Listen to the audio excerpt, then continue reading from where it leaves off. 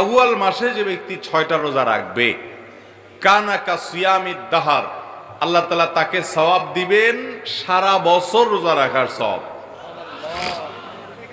সারা বছর রোজা রাখার সওয়াব কিভাবে হয় এ সম্পর্কে অনেক উলামা ইকরাম, মুহাদ্দিসিন ইকরাম চমৎকার একটা ব্যাখ্যা দিয়েছেন। সেটা হলো, রমাদান মাস ধরেন সর্বোচ্চ 30 দিন হবে পুরা মাস, আর শাওয়ালের 6, 30 আর 6 কটা হয়?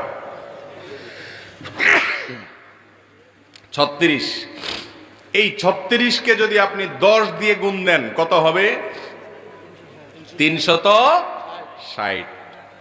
চান্দ্রবর্ষ সৌরবর্ষের চাইতে কয়েকদিন কম হয়। সেই হিসেবে যদি আপনার রমজানের 30 দিন রোজা রাখার পর শাওয়ালে আরো 6টা রোজা রাখেন, তো আল্লাহ তাআলা টোটাল 36টাকে, ওই যে আল্লাহ তাআলা কোন কোন আমল